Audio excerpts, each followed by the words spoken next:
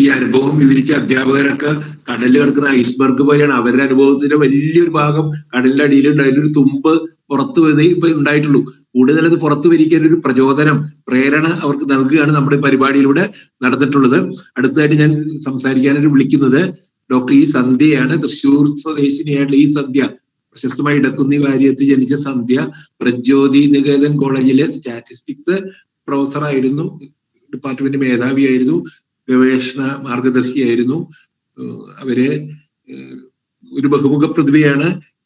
കവിത എഴുതും, കഥ എഴുതും, നൃത്തം ചെയ്യും, നൃത്തം കമ്പോസ് ചെയ്യും.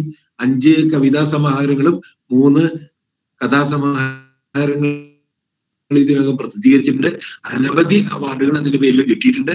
അത് ലിസ്റ്റ് ഞാൻ പറയുന്നില്ല. പക്ഷെ അവർക്ക് കിട്ടിയ 2-3 അവാർഡുകളുടെ പേര് ഞാൻ ഇവിടെ പറയാൻ ഉദ്ദേശിക്കുന്നു. കാരണം മികച്ച യുവശാസ്ത്രജ്ഞയ്ക്കുള്ള ഇന്ത്യൻ സയൻസ് കോൺഗ്രസിന്റെ യങ് സയന്റിസ്റ്റ് അവാർഡ്, കോഴിക്കോട് സർവകലാശാലയിലെ മികച്ച അധ്യാപകർക്കുള്ള ഖൈനി അവാർഡ്, മികച്ച അധ്യാപികയ്ക്കുള്ള പ്രൊഫസർ ശിവപ്രസാദ് മെമ്മോറിയൽ അവാർഡ്, കേരളത്തിലെ മികച്ച അധ്യാപകർക്കുള്ള പ്രൊഫസർ ജോസഫ് സെക്കൻഡ് അവാർഡ്, ഇങ്ങനെ ഒരു കോളേജ് അധ്യാപകന് അല്ലെങ്കിൽ അധ്യാപികയ്ക്ക് കേരളത്തിൽ കിട്ടാവുന്ന എല്ലാ സമ്മാനങ്ങളും ലഭിച്ചിട്ടുള്ള ഡോക്ടർ സന്ധ്യയിൽ സംസാരിക്കുന്നതിനായിട്ട് ക്ഷണിക്കുന്നു.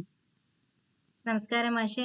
എനിക്ക് സംസാരിക്കാവുന്ന സമയം എത്രയാണ്? 10 മിനിറ്റ് ആയിരിക്കും അല്ലേ? 10-12 ആവാം പരമാവധി. ഓക്കെ. കാണുന്നുണ്ടോന്നറിഞ്ഞൂടാ, വീഡിയോ കാണുന്നുണ്ടോന്നറിഞ്ഞൂടാ. ഇവിടെ എന്തോ ഒരു പ്രശ്നം കാണുന്നുണ്ട്. വീഡിയോ കാണുന്നില്ലേ? ശബ്ദം കേൾക്കാണ്ട്. ഓക്കെ, സാരില്ല, ശബ്ദം കേൾക്കാണ്ട്. ശരി ശരി. അപ്പൊ എല്ലാവർക്കും നമസ്കാരം. പ്രത്യേകിച്ച് ഹരിദാസ് മാഷ്ക്ക് ഇങ്ങനൊരു പരിപാടിയിൽ പങ്കെടുപ്പിച്ചതിന്. ഞാൻ ബഹുമാനിക്കുന്ന ഒരുപാട് നല്ല അധ്യാപകർ ഇവിടെയുണ്ട്. ഒരുപാട് നല്ല അധ്യാപകർ എൻ്റെ മനസ്സിലുണ്ട്. ഈ അധ്യാപക ദിനത്തിൽ ഞാൻ എല്ലാവരെയും ഓർക്കുകയാണ്. എനിക്കുണ്ടായ എൻ്റെ ജീവിതത്തിലുണ്ടായ ഏറ്റവും വലിയൊരു പുണ്യം എന്ന് പറയുന്നത്, എനിക്ക് കുറേ നല്ല അധ്യാപകരുടെ ശിക്ഷണത്തിൽ പഠിക്കാൻ പറ്റി എന്നുള്ളതാണ്. ഇവരൊക്കെ തന്നെയായിരുന്നു പിന്നീട് അധ്യാപന ജീവിതത്തിലേക്ക് പ്രവേശിച്ചപ്പോൾ എൻ്റെ മാതൃകകളായിട്ടുണ്ടായിരുന്നത്. ഇവരിൽ പലരെയും പോലെ ആവാനായിട്ട് ഞാൻ അറിഞ്ഞോ അറിയാതെയൊക്കെ ശ്രമിച്ചിട്ടുണ്ട്.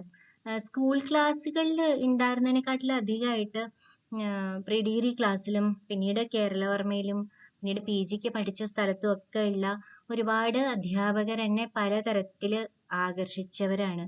ചിലര് പഠിപ്പിക്കുന്ന രീതിയിലുള്ള ഒരു കാർക്കശ്യം കൊണ്ട്, റിഗറസ് ആയിട്ടുള്ള ഒരു സമീപനം കൊണ്ട്, ചിലര് അതൊക്കെ ഉണ്ടെങ്കിലും കാരുണ്യം കൊണ്ട്, ചിലര് സ്ട്രിക്ട്നെസ് കൊണ്ട്, ചിലര് വിഷയത്തിലുള്ള ഗംഭീരമായ പരിജ്ഞാനം കൊണ്ട്, പിന്നെ സുശീല മാഷെ പോലെയുള്ളവരൊക്കെ ഒരു വിഷയം എത്ര സരസമായി പറഞ്ഞാൽ കുട്ടികളുടെ മനസ്സിൽ ഒരിക്കലും അത് മാഞ്ഞു പോകില്ല എന്നുള്ള ചില സന്ദേശങ്ങൾ തന്നേന്. അങ്ങനെയുള്ള എത്രയോ നല്ല അധ്യാപകർ എന്നെ പഠിപ്പിച്ചിട്ടുണ്ട്. അപ്പൊ പക്ഷെ ഇവരെയൊക്കെ പോലെ ആവാൻ പറ്റുമോ എന്നുള്ളത് എനിക്ക് അറിഞ്ഞൂടാ. അത് ഞാനല്ലല്ലോ പറയേണ്ടത്, ഞാൻ പഠിപ്പിച്ച കുട്ടികളല്ലേ. അപ്പോൾ ആ കാര്യം തൽക്കാലം അവിടെ നിൽക്കട്ടെ.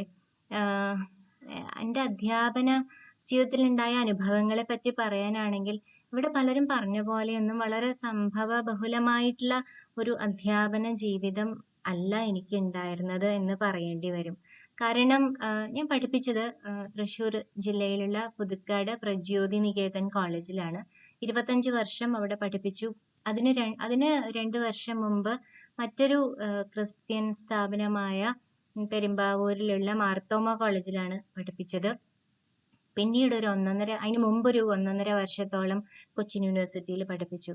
അപ്പോൾ സിംഹഭാഗവും ഞാൻ പഠിപ്പിച്ച കുറേ കാലവും വളരെ സ്ട്രിക്റ്റ് ആയിട്ട് പഠനവും പാഠ്യേതര പ്രവർത്തനങ്ങളൊക്കെ നടന്ന സ്ഥാപനങ്ങളിലാണ് ഞാൻ ഉണ്ടായിരുന്നത് എന്നുള്ളത് കൊണ്ട് തന്നെ രാഷ്ട്രീയ കലുഷിതമായ ഒരു അന്തരീക്ഷമോ അങ്ങനെ കുട്ടികൾ തമ്മിലുള്ള സംഘർഷം ഒന്നും ഉണ്ടായിരുന്നില്ല. വളരെ അച്ചടക്കത്തോടു കൂടി നടന്ന സ്ഥാപനങ്ങളിലാണ് എനിക്ക് പഠിപ്പിക്കാനുള്ള ഇട വന്നത്.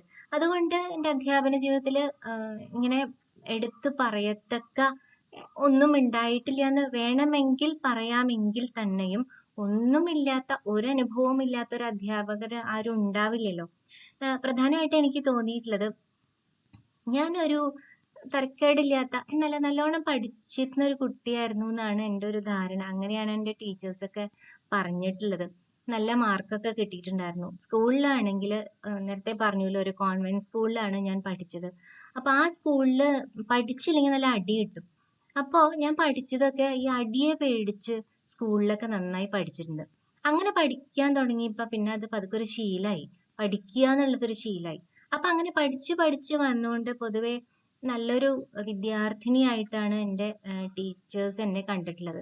അപ്പൊ ചുരുക്കത്തിൽ പറഞ്ഞാല് ഒരു നല്ല വിദ്യാർത്ഥി എന്ന് പറഞ്ഞാൽ നന്നായിട്ട് പഠിക്കണ ഒരു കുട്ടിയാണ് എന്നുള്ളൊരു തോന്നലിലാണ് എന്നിൽ അധ്യാപിക തട്ടേ കയറിയിട്ടുള്ളത്. അല്ലാണ്ട് ഒരു വിദ്യാർത്ഥി എൻ്റെ മനസ്സിലേക്കില്ല. കാരണം എനിക്ക് ഏറ്റവും കൂടുതൽ അപ്രീസിയേഷൻ കിട്ടിയിട്ടുള്ളത് ഞാൻ പഠിച്ചപ്പോഴാണ്. വേറെ പ്രത്യേകിച്ച് കഴിവുകളൊന്നും അന്നൊന്നും എനിക്ക് അറിയില്ലായിരുന്നു. ആഹ് ഇങ്ങനെ നന്നായി പഠിക്കുമ്പോൾ എല്ലാവരും അപ്രീഷിയേറ്റ് ചെയ്യുന്നുണ്ട്. അപ്പൊ എൻ്റെ വിചാരം എന്താ വെച്ചാൽ നന്നായി പഠിച്ചാലാണ് ഏറ്റവും നല്ല കാര്യം എന്നാണ്. അപ്പൊ നാച്ചുറലി എന്തുണ്ടായെന്ന് വെച്ചാല് എൻ്റെ അധ്യാപന ജീവിതത്തിലെ തുടക്കത്തിലൊക്കെ എൻ്റെ വിചാരം എല്ലാ കുട്ടികളും ഇവിടെ പഠിക്കാൻ വരുന്നവരാണ്. അവരുടെ ജീവിതത്തിൽ ഒരൊറ്റ ലക്ഷ്യമുള്ളൂ, നന്നായി പഠിക്കുക, നല്ല മാർക്ക് വാങ്ങുക, ജീവിതത്തിൽ നല്ല നിലയിലെത്തുക. ഇതാണ് ഒരു ഒരു വിദ്യാർത്ഥിയുടെ ലക്ഷണം എന്ന് വിചാരിച്ച ഒരാളായിരുന്നു ഞാൻ. അതുകൊണ്ട് ഉണ്ടായ ഒരു ദോഷം എന്താന്ന് വെച്ചാല്, പുറമേക്കൊന്നും പറഞ്ഞിട്ടില്ല എന്ന് വെച്ചാലും പഠിക്കാത്ത കുട്ടികളോട് ഒരു ചെറിയൊരു താല്പര്യക്കുറവ് തുടക്കത്തിലാണ് ഉണ്ടായിരുന്നു. പഠിക്കുന്ന കുട്ടികളോട് ഒരു താല്പര്യ കൂടുതലുണ്ട്. പക്ഷെ അന്ന് എന്നോ വായിച്ചിട്ടുള്ള സുകുമാർ അഴീക്കോട് മാഷിന്റെ ഒരു എസ്സേ എന്നെ വളരെയധികം സ്വാധീനിച്ചിട്ടുണ്ട്. അദ്ദേഹം പറഞ്ഞിട്ടുണ്ടായിട്ടുണ്ട്, നമ്മുടെ മുന്നിലിരിക്കുന്ന കുട്ടികളോട് നമുക്ക് പക്ഷഭേദം തോന്നും എന്ന് വെച്ചാലും ഈ പക്ഷഭേദം കാണിക്കാതിരിക്കലാണ് ഒരു നല്ല അധ്യാപകന്റെ കടമ എന്നുള്ളത് തലയിൽ കയറിയിട്ടുണ്ട്. അതുകൊണ്ട് പഠിക്കുന്ന കുട്ടികളോടുള്ള ഈ നല്ല താല്പര്യം, എനിക്കുള്ള ഒരു ഇഷ്ടം മറച്ചു വെച്ച് എല്ലാവരെയും ഒരുപോലെ പുറമേക്ക് കാണിക്കാനാണെങ്കിൽ ഞാൻ ശ്രമിച്ചിട്ടുണ്ട്. പക്ഷെ ഉള്ളിൻ്റെ ഉള്ളിൽ ഇതുണ്ടായിരുന്നു. പിന്നീട് വളരെ കാലം കഴിഞ്ഞിട്ടാണ് ജീവിതം തന്നെയാണ് എന്നെ പഠിപ്പിച്ചത്. മറ്റൊരു വിധത്തിൽ പറഞ്ഞാൽ എൻ്റെ ഉള്ളിലുള്ള ആ മനുഷ്യത്വം ചെത്തി നന്നാക്കുക, അതിൻ്റെ അരികും മൂലയൊക്കെ നന്നാക്കി കളയുക എന്നുള്ളൊരു കാര്യമാണ് എന്നെ സംബന്ധിച്ചിടത്തോളം എൻ്റെ അധ്യാപന ജീവിതം എനിക്ക് തന്നിട്ടുള്ളത്. കുട്ടികള് ഇവിടെ പലരും പറഞ്ഞു, കുട്ടികൾ പല തരക്കാരാണ്, പല പ്രകൃതം ഉള്ളവരാണ്, പല ബുദ്ധിശക്തി ഉള്ളവരാണ്. ഇനി കോളേജിൽ വരുന്നത് തന്നെ പ്രത്യേക ചില താല്പര്യങ്ങൾ ഉള്ളവരാണ്, ഇല്ലാത്തവരാണ്. അപ്പൊ ഇങ്ങനെ തിരിച്ചറിയുക എന്നുള്ളത് ഒരു അധ്യാപകൻ അല്ലെങ്കിൽ അധ്യാപിക ചെയ്യേണ്ട കാര്യമാണെന്ന് എൻ്റെ തലയിൽ കയറാനായിട്ട് കുറച്ച് കൊല്ലെടുത്തു. അതുവരെ പഠിക്കുക പഠിക്കുക പഠിക്കുക പഠിക്കുക, ഞാൻ വന്ന് എൻ്റെ ജോലി നന്നായി ചെയ്തിരുന്നു എന്ന് എനിക്ക് ഉത്തമ വിശ്വാസമുണ്ട്. പക്ഷെ ഇത് റിസീവിങ് എൻഡിലുള്ളവര് അത് ഒരേപോലെ സ്വീകരിക്കും എന്നുള്ളൊരു മിഥ്യാധാരണ മാറാനായിട്ട് എനിക്ക് ഒരുപാട് സമയമെടുത്തു എന്നുള്ളത് എനിക്ക് എപ്പോഴും തോന്നാറുണ്ട്. എന്നെക്കാട്ടിലും എത്രയോ പ്രായം കുറഞ്ഞ ടീച്ചേഴ്സ് എൻ്റെ ഒപ്പം ജോയിൻ ചെയ്തവർക്ക് ഇങ്ങനെ ഒരു പ്രശ്നം ഉണ്ടായിരുന്നില്ല. അവരത് നല്ലോണം ആക്സെപ്റ്റ് ചെയ്തിരുന്നവരായിരുന്നു. കുട്ടികളെ എങ്ങനെയാണോ അതുപോലെ ആക്സെപ്റ്റ് ചെയ്യാൻ പറ്റുന്നവരായിരുന്നു. പക്ഷെ അപ്പോഴും എൻ്റെ ഉള്ളിലുള്ള ചിന്ത ഇതല്ല. അപ്പൊ ഞാൻ പിന്നീട് തിരിഞ്ഞു നോക്കുകയാണ്, എൻ്റെ അധ്യാപകർ എങ്ങനെയായിരുന്നു. എനിക്ക് തോന്നിയിട്ടുള്ളത് അവര് പ്രത്യേകിച്ച് ആരോടും ഒരു മമത കാണിച്ചിട്ടില്ല. അത് തന്നെയായിരുന്നു അവരുടെ ജീവിതത്തിൽ ഉണ്ടായിട്ടുള്ള ഞാൻ കണ്ടിട്ടുള്ള ഏറ്റവും വലിയ ഗുണം. ഏറ്റവും നന്നായിട്ട് പഠിക്കുന്ന കുട്ടിയും ഒന്നും പഠിക്കാത്ത കുട്ടിയൊക്കെ ഒരേപോലെ കണ്ട ഒരു അധ്യാപകരുടെ ഒരു അങ്ങനെ ബഹുമാനിക്കപ്പെടേണ്ട ആദരണീയരായ എത്ര അധ്യാപകരെയാണ് ഞാൻ കണ്ടിട്ടുള്ളത്. അങ്ങനെ പുനർവിചിന്തനത്തിന് വിധേയമാക്കിയപ്പോഴാണ് എൻ്റെ ജീവിതത്തിൽ കുറച്ചൊരു വ്യത്യാസമൊക്കെ, അധ്യാപന ജീവിതത്തിൽ കുറച്ച് വ്യത്യാസമൊക്കെ വന്നത്. പിന്നെ ഉണ്ടായിട്ടുള്ള ഒരു കാര്യം എന്താ വെച്ചാൽ, ഞാൻ എന്നെ എപ്പോഴും താരതമ്യപ്പെടുത്താറുള്ളത് എൻ്റെ വിഷയം സ്റ്റാറ്റിസ്റ്റിക്സ് ആണ്. ഞാൻ പഠിപ്പിച്ച കോളേജിൽ സ്റ്റാറ്റിസ്റ്റിക്സ് ഒരു മെയിൻ വിഷയമായിരുന്നില്ല. 25 കൊല്ലവും ഞാൻ സബ്സിഡിയറിയാണ് പഠിപ്പിച്ചത്. കമ്പ്യൂട്ടർ സയൻസിനും സൈക്കോളജിക്കും സബ്സിഡിയറി വിഷയമായിട്ടുള്ള സ്റ്റാറ്റിസ്റ്റിക്സ് ആണ് പഠിപ്പിച്ചത്. അപ്പം കമ്പ്യൂട്ടർ സയൻസ് പഠിക്കാൻ വരുന്ന കുട്ടികൾ ആ വിഷയത്തിനോട് ഇഷ്ടമായിട്ട് വരുന്ന കുട്ടികളാണ്. സൈക്കോളജി പഠിക്കാൻ വരുന്ന കുട്ടികൾ കുറച്ചും കൂടിയും ആ വിഷയത്തിനോട് ഇഷ്ടമായിട്ട് വരുന്നവരാ. ചുരുക്കത്തില് ഒരു പ്രേമ വിവാഹത്തില് പ്രേമിച്ച് കല്യാണം കഴിച്ചത് വരനെ പങ്കാളിയെ സ്വന്താക്കാനാണെങ്കിലും അതിന് ബോണസ് ആയിട്ട് കിട്ടുന്ന ഒരു അധികപ്പറ്റായിട്ടുള്ള ഒരു അമ്മായിയമ്മയുടെ റോളാണ് എനിക്ക് എന്നാണ് എനിക്ക് എപ്പോഴും തോന്നാറ്. അവർക്ക് ഇഷ്ടമുള്ള ഒരു വിഷയം, അവർ ആഗ്രഹിച്ചൊരു വിഷയമൊന്നല്ല. കമ്പ്യൂട്ടർ സയൻസ് പഠിക്കാൻ വന്നു, അതിൻ്റെ കൂടെ ഒരു അമ്മായിമ്മ കിട്ടി. സൈക്കോളജി പഠിക്കാൻ വന്നു, അതിൻ്റെ കൂടെ ഒരു അമ്മായിമ്മ കിട്ടി. അത്രേ ഉള്ളൂ എൻ്റെ ഒരു റോള് എന്നാണ് പിന്നീട് എനിക്ക് മനസ്സിലായത്. എന്നിട്ടും എന്നെ സ്നേഹിച്ചവരുണ്ട് എന്ന് ചിലപ്പോഴൊക്കെ തിരിച്ചറിയുമ്പോൾ ഉണ്ടായിരുന്നൊരു സന്തോഷം ചെറുതല്ല. പ്രത്യേകിച്ചും സൈക്കോളജി പഠിപ്പിച്ചിരുന്ന പല കുട്ടികളും പിന്നീട് പറഞ്ഞിട്ടുള്ളത് മാത്സ് എന്ന് പറഞ്ഞ വിഷയം, സ്റ്റാറ്റിസ്റ്റിക്സ് മാത്സുമായിട്ട് വളരെയധികം ബന്ധപ്പെട്ട ഒരു വിഷയമാണല്ലോ. മാത്സ് പഠിക്കാൻ ഇഷ്ടമുള്ള കുട്ടികളായിരുന്നില്ല സൈക്കോളജി പഠിച്ചിരുന്നത്. അവർ മാത്സ് അവോയ്ഡ് ചെയ്യാനായിട്ട് പഠിച്ചിരുന്നവരും കൂടിയാണ്. അവർക്കും കൂടിയും പല കുട്ടികൾക്കും ഈ വിഷയത്തിനോടുള്ള വല്ലാത്തൊരു ഒരു അകൽച്ച അല്ലെങ്കിൽ ഒരു ഭയം നീക്കാനായിട്ട് എനിക്ക് പറ്റിയിട്ടുണ്ട് എന്നുള്ളത് പിന്നീടും സൂൺ ആഫ്റ്റർ അവർ കംപ്ലീറ്റ് ചെയ്തതിന് ശേഷമൊക്കെ പറയുമ്പോൾ അവിടെയാണ് എൻ്റെ അധ്യാപനം ഒരു പരാജയമായില്ല അല്ലെങ്കിൽ ഒരു വിജയമായിരുന്നു എന്ന് തോന്നാൻ ഇടയാക്കിയ ഒരു സന്ദർഭം അതാണ്. വിഷയത്തിനോടൊരു താല്പര്യം, ഞാൻ പഠിപ്പിച്ചിരുന്ന വിഷയത്തിനോട് ഒരു താല്പര്യം എനിക്ക് ഉണ്ടാക്കാൻ പറ്റി എന്നുള്ളതാണ് എൻ്റെ അധ്യാപന ജീവിതത്തിൽ എനിക്ക് ഉണ്ടായിട്ടുള്ള ഏറ്റവും വലിയൊരു നേട്ടമായിട്ട് ഞാൻ വിചാരിക്കുന്നത്. കുട്ടികളുടെ ഭാഗത്ത് നിന്നുള്ള കാഴ്ചപ്പാട് പറയാൻ എനിക്ക് അറിഞ്ഞുകൂടാ. മറ്റൊന്നുള്ളത്, കുറെ നല്ല കുട്ടികളെ എനിക്ക് പരിചയപ്പെടാനായിട്ട് സാധിച്ചു. ഇപ്പൊ സാമൂഹികമായ ഇടപെടലുകളിൽ, സാമൂഹികമായ കാര്യങ്ങളിലെ പ്രതിബദ്ധത കൊണ്ട്, അലിവ് കൊണ്ട്, കരുണ കൊണ്ട്, ഉത്തരവാദിത്വം കൊണ്ടൊക്കെ പലപ്പോഴും ടീച്ചർമാരെ പോലും പിന്നിലാക്കുന്ന തരത്തിലുള്ള എത്രയോ നല്ല വിദ്യാർത്ഥിനികളെ എനിക്ക് പരിചയപ്പെടാൻ പറ്റി എന്നുള്ളത് എൻ്റെ അധ്യാപന ജീവിതത്തിൽ ഒരു ബഹുമതിയായിട്ട് ഞാൻ കാണുന്നു. നമ്മൾ പഠിപ്പിക്കുന്ന കുട്ടികൾ നമ്മളെക്കാളും ഉയരത്തിലെത്തുമ്പോൾ ടീച്ചർമാർക്ക് സന്തോഷമുണ്ടല്ലോ. അങ്ങനെ കുറെ കുട്ടികളെ, ഒരു സുജിത്ത് എന്ന് പറഞ്ഞിട്ട് ഒരു കുട്ടിയുണ്ട്. എവിടെ എന്ത് ബുദ്ധിമുട്ടുണ്ടോ ആ കുട്ടി ജീവിക്കുന്ന ആ ഒരു പരിസരത്ത് നടക്കുന്ന സംഗതികളിലൊക്കെ വളരെ കാര്യക്ഷമമായിട്ട് ഇടപെടുക. ഇപ്പം ഈ കോവിഡ് സമയത്ത് മാസ്ക് കളക്ട് ചെയ്തിട്ടും പൾസ് ഓക്സിമീറ്റർ കളക്ട് ചെയ്തിട്ടും ഒക്കെ ആ പരിസരത്തിലുള്ള ആൾക്കാരെ സഹായിക്കുക. ഒരു മിത്ര സ്കോളർഷിപ്പ് എന്ന് പറഞ്ഞൊരു സ്കോളർഷിപ്പ് ഉണ്ടാക്കിയിട്ട് പഠിക്കാൻ ബുദ്ധിമുട്ടുള്ള കുട്ടികളെ സഹായിക്കുക. അങ്ങനെ ഒരുപാട് നന്മകൾ ചെയ്യുന്ന ചില കുട്ടികളുണ്ട്. സുജിത്തിന്റെ ഒരു ഉദാഹരണം ഞാൻ പറഞ്ഞു എന്നേ ഉള്ളൂ. അങ്ങനെ ഒരുപാട് കുട്ടികളെ പരിചയപ്പെടാനായിട്ട് പറ്റിയിട്ടുണ്ട്. പിന്നെ മറക്കാനാവാത്ത ഒരു സംഭവം എന്ന് വെച്ചാല്, അത് എൻ്റെ ഒരു നേട്ടം ആയിട്ടല്ല, പക്ഷെ അതില് ഞാനൊരു കാഴ്ചക്കാരിയോ സാക്ഷിയോ ചെറിയ തരത്തിൽ അതിന്റെ ഭാഗഭാക്കാവാനോ ഒക്കെ പറ്റി എന്നുള്ളത് മാത്രമേ ഇവിടെ പറയാൻ ഉദ്ദേശിക്കുന്നുള്ളൂ. ഒരു കുട്ടി, സാധാരണഗതിയിൽ ഞാൻ പറഞ്ഞല്ലോ, ഈ അമ്മായിമ്മയുടെ റോൾ ആയതുകൊണ്ട് കുട്ടികള് അധികം ഒന്നും എന്നോട് അടുക്കാറില്ല. പിന്നെ ഞാൻ ഈ പഠിപ്പിക്കുന്ന വിഷയം ഇങ്ങനെ മനുഷ്യനായിട്ടൊരു ബന്ധമില്ല എന്നൊക്കെ തോന്നിയിട്ടായിരിക്കാം, അറിയില്ല. അപ്പൊ എന്നോട് സംസാരിക്കാറുള്ളത് പലപ്പോഴും ബസ് യാത്രയിലാണ്. തൃശ്ശൂരിൽ നിന്ന് പുതുക്കാടേക്കും പുതുക്കാട് നിന്ന് തൃശ്ശൂർക്ക് വരുന്ന ബസ് യാത്രയിലാണ് കുട്ടികൾ ധാരാളമല്ല, കുറച്ച് കുട്ടികളെങ്കിലും എന്നോട് സംസാരിക്കാറുള്ളത്. അതെങ്ങനെയാന്ന് വെച്ചാൽ, സീറ്റിൽ 3 പേരിരിക്കുമ്പോൾ എൻ്റെ അടുത്ത് വന്നിരിക്കുന്ന കുട്ടികൾ എങ്ങനെ വല്ലപ്പോഴൊക്കെ സംസാരിച്ച് പോകുന്നു എന്നുള്ളതായിരിക്കാം, അറിഞ്ഞൂടാ. അപ്പൊ അങ്ങനെ അത് കുറെ കൊല്ലം മുമ്പ് നടന്നൊരു സംഗതിയാണ്. അപ്പൊ ഒരു കുട്ടിയുടെ പേര് പ്രസക്തമല്ല, സംഗീത എന്ന് നമുക്ക് വിളിക്കാം. ഈ കുട്ടി ഇങ്ങനെ അടുത്ത് വന്നിരുന്നു. അപ്പൊ പലതും സംസാരിച്ച കൂട്ടത്തില് കുട്ടി വളരെ ബ്ലണ്ടായിട്ട് പറയാണ്, ടീച്ചറെ നാളെ മറ്റന്നാ എന്നെ കാണില്ല കേട്ടോ എന്ന് പറഞ്ഞു. അപ്പൊ എന്താണ് കാണാത്തെ എന്ന് ചോദിച്ചപ്പോ കുട്ടി പറയാണ്, ഞങ്ങളെല്ലാവരും നാളെ ആത്മഹത്യ ചെയ്യും. ഇതൊരു തമാശയായിട്ടല്ല പറഞ്ഞത് എന്നുള്ളത് ആ കുട്ടിയുടെ കണ്ണീരിന് വളരെ ക്ലിയർ ആയിരുന്നു. എനിക്കത് ഭയങ്കരമായിട്ട് ഫീൽ ചെയ്തു. ഈ കുട്ടി വളരെ സീരിയസ് ആയിട്ട് തന്നെയാ സംസാരിച്ചത്, തമാശക്ക് പറഞ്ഞതല്ല. കാര്യങ്ങൾ ചോദിച്ചപ്പോഴാണ് ആ കുട്ടിയുടെ അച്ഛന്റെ 2ാമത്തെ ഭാര്യയാണ്, ശരിക്കുള്ള ഭാര്യയല്ല. 2 മക്കളാണ് ഉള്ളത്. ഇവര് താമസിച്ചിരുന്ന വീട് ജപ്തി ചെയ്യാൻ പോവുകയാണ്. എവിടെയും പോവാൻ ഇല്ല, അമ്മയുടെ വീട്ടുകാരോ അച്ഛന്റെ വീട്ടുകാരോ ആരും സഹായിക്കാനില്ല.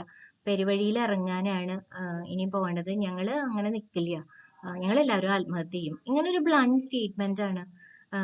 ഒരു ടീച്ചർ എന്നുള്ള നിലയ്ക്ക്, ഒരു അമ്മ എന്നുള്ള നിലയ്ക്ക്, ഇതൊന്നും അല്ല, ഒരു മനുഷ്യൻ എന്നുള്ള നിലയ്ക്ക് എനിക്ക് കാലിൽ നിന്നൊരു തരിപ്പ് കയറണ പോലെയാണ് അന്ന് തോന്നിയത്. പിന്നീട് ബസ് ഇറങ്ങി ആ കുട്ടി കോളേജിലേക്ക് വന്നു. ഞാൻ ആ കുട്ടിയെ അടുത്ത് അവർ പഠിപ്പിക്കാൻ പോവുക. ഈ കുട്ടികളുടെ ക്ലാസ്സിലേക്ക് എനിക്ക് പോവാന്ന് ആലോചിച്ചപ്പോൾ എനിക്ക് പോവാൻ പറ്റുന്നില്ല. ഞാനൊരു 10 മിനിറ്റ് കഴിഞ്ഞിട്ടാണ് ആ ക്ലാസ്സിലേക്ക് പോയത്. ഈ 10 മിനിറ്റ് അവര് കമ്പ്യൂട്ടർ സയൻസ് ഹെഡിനോട് ഈ വിവരമൊക്കെ പറഞ്ഞു. ഇങ്ങനെ ജപ്തി ചെയ്യാൻ പോവാണ്, ഇവര് ആത്മഹത്യ ചെയ്യാൻ പോവാന്നൊക്കെ പറയണൂന്ന് പറഞ്ഞു. അവരാണെങ്കിൽ വളരെ ഡോക്ടർ സോണിയ സണ്ണി എന്നാണ് പേര്. വളരെയധികം കുട്ടികളോട് അടുത്ത് ഇടപഴകുകയും കുട്ടികളെയൊക്കെ വളരെയധികം സ്നേഹിക്കുന്ന ഒരു അധ്യാപികയാണ്. അവര് ഹസ്ബൻഡിനെ വിളിച്ചു. ഈ ജപ്തി എങ്ങനെയാണ് ഒഴിവാക്കുക എന്നുള്ളതാണ് ഏറ്റവും പ്രിലിമിനറി ആയിട്ട് ചെയ്യാണ്ടായിരുന്നത്. അങ്ങനെ എങ്ങനെയൊക്കെയോ ചെയ്ത് ഞങ്ങൾ എല്ലാവരും കൂടി എന്തോ ഒരു തുകയൊക്കെ കൊടുത്ത് ജപ്തി ഒഴിവായി. അതല്ല, കാര്യം താൽക്കാലികമായിട്ട് രക്ഷപ്പെട്ടു. അത് മാത്രല്ലല്ലോ, ഈ കുട്ടിയെ ഒന്ന് നമുക്ക് അതിൽ നിന്ന് പുറത്തേക്ക് കൊണ്ടുവരണ്ടേ. അപ്പോഴാണ് ആ ഓർമ്മ വന്നത്, ഈ കുട്ടി നന്നായി ഡാൻസ് ചെയ്യുമായിരുന്നു. അങ്ങനെ ഞാൻ ഈ കുട്ടിയെ വിളിച്ച് സംസാരിച്ചു. നന്നായി ഡാൻസ് ചെയ്യുമല്ലോ സംഗീത, നമുക്ക് കുറച്ച് കുട്ടികളെ ഡാൻസ് പഠിപ്പിച്ചാൽ എന്താ എന്ന് ചോദിച്ചു. സാധാരണ അങ്ങനെയൊക്കെ പറയുമ്പോഴും കുട്ടികളൊന്നും ശ്രദ്ധിക്കണം എന്നില്ല. പക്ഷെ ആ കുട്ടിയുടെ നന്മയ്ക്കോ എന്താണെന്ന് അറിയില്ല, അങ്ങനെ ശരിയാണല്ലോ മിസ്, ഞാൻ അതൊന്ന് ചെയ്തു നോക്കാം എന്ന് പറഞ്ഞു. വിതിൻ ഒരു 10 days അവിടെ ആ കുട്ടി താമസിക്കുന്ന പരിസരത്തുള്ള കുറച്ച് കുട്ടികളെ വിളിച്ച്, ഒരു 10 കുട്ടികളെ വിളിച്ച് ഒരു ഡാൻസ് ക്ലാസ് തുടങ്ങി. വലിയ താമസമില്ലാണ്ട് 10-25 കുട്ടികൾ ആ കുട്ടിയുടെ ഡാൻസ് ക്ലാസ്സിൽ വന്നു. റെഗുലർ ആയിട്ടൊരു ഇൻകം ഉണ്ടായി. എന്തിനു പറയണു, ആ കുട്ടി ഒരു വലിയ ഡാൻസ് സ്കൂള് തുടങ്ങി. അതിന്റെ ആ ഡാൻസ് സ്കൂളിൽ പഠിക്കുന്ന കുട്ടികളുടെ അരങ്ങേറ്റത്തിന് 2 വർഷത്തിന് ശേഷം എനിക്ക് പോവാനും കൂടി സാധിച്ചു. ഇതിൽ നിന്നുള്ള വരുമാനം കൊണ്ട് മാത്രം ആ കുട്ടി ഒരു വീട് പണിതു. അച്ഛനില്ല, അമ്മയും അനിയനും ഈ കുട്ടിയും കൂടി ഈ കുട്ടിയുടെ സ്വന്തം പരിശ്രമത്തിൽ ഉണ്ടാക്കിയ ഈ വീട്ടിൽ ഇവര് താമസിക്കാൻ തുടങ്ങി. അതിന്റെ പാലുകാച്ചിന് ഞങ്ങളൊക്കെ പോയി. അപ്പൊ ഇങ്ങനെ ഒരു അനുഭവം ഞാൻ ഒരിക്കലും മറക്കില്ല. ഇതിൽ ഞാൻ എന്തെങ്കിലും ചെയ്തു എന്നുള്ളതല്ല, പക്ഷേ നമ്മളൊരു നിമിത്താവുക എന്നൊക്കെ പറയണ പോലെ ആ കുട്ടിയുടെ ഉള്ളിൽ തന്നെയുള്ള ഒരു വഴി ഒന്ന് തുറന്നു കൊടുക്കാൻ പറ്റി എന്നുള്ളത് മാത്രമാണ് എനിക്ക് അതിലൊരു സന്തോഷമായിട്ടുള്ള ഒരു കാര്യമായിട്ട് തോന്നിയിട്ടുള്ളത്. അപ്പൊ ഇങ്ങനെ കൊച്ചു കൊച്ചു അനുഭവങ്ങൾ പലതും ഉണ്ടാവാം, പക്ഷെ ഞാൻ വഴിക്ക് എന്തെങ്കിലും നടന്നിട്ടുള്ളൂ എന്ന് ഞാൻ വിചാരിക്കണില്ല. ഇങ്ങനെ ഖലീൽ ജിബ്രാൻ അല്ലേ, അദ്ദേഹം പറഞ്ഞ പോലെ നിങ്ങളുടെ മക്കള് നിങ്ങളുടെ അല്ല, നിങ്ങൾ വഴിക്ക് അവര് ഭൂമിയിൽ വന്നൂന്നേ ഉള്ളൂ എന്ന് പറയണ പോലെയാണ്. അപ്പൊ നമ്മൾ പഠിപ്പിക്കുന്ന കുട്ടികളും നമ്മുടെ അല്ല, നമ്മളിൽ കൂടെ നമ്മള് ഒത്തുചേരാനായിട്ട് ഒരു യോഗമുണ്ടായി എന്ന് മാത്രമേ ഉള്ളൂ. അങ്ങനെ എന്നിൽ കൂടിയേ നന്മ സംഭവിക്കാവൂ എന്ന് ഒരിക്കലും എനിക്ക് ഈ ഒരു കാലത്ത് എനിക്ക് വിശ്വസിക്കാൻ തോന്നിയില്ല.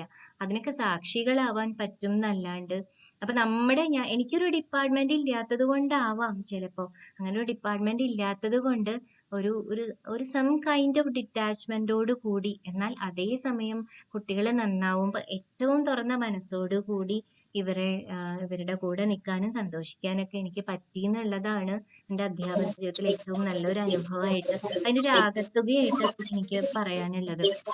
പിന്നെ ഇപ്പൊ ഓൺലൈൻ വിദ്യാഭ്യാസത്തിലേക്കൊക്കെ നമ്മൾ മാറി, അതിന്റെ ഗുണങ്ങളും ദോഷങ്ങളും ഒക്കെ ഉണ്ടെങ്കിലും എനിക്ക് പറയാനുള്ള ഒരു കാര്യം, നേരത്തെ കൃഷ്ണനായർ മാഷൊക്കെ സൂചിപ്പിച്ച കുറെ ഗുണങ്ങള് പറഞ്ഞുല്ലോ, ഒരു അധ്യാപകന് വേണ്ട കുറച്ച് ഗുണങ്ങള്, ജ്ഞാനം, ദയ, കമ്മ്യൂണിക്കേഷൻ സ്കില്ല്. അതിന്റെ കൂടെ എനിക്ക് ഒരു കാര്യം കൂടെ ചേർത്ത് പറയാനുണ്ട്. ഒരിക്കലും ഒരു അധ്യാപകനോ അധ്യാപികയോ ഓപ്റ്റിമിസം കൈവെടിയരുത് എന്നുള്ളതാണ്. ഓൺലൈൻ വിദ്യാഭ്യാസം ഇതാണ് കാലഘട്ടത്തിന്റെ ആവശ്യം. നമ്മൾ ഓപ്റ്റിമിസ്റ്റിക് ആവുക.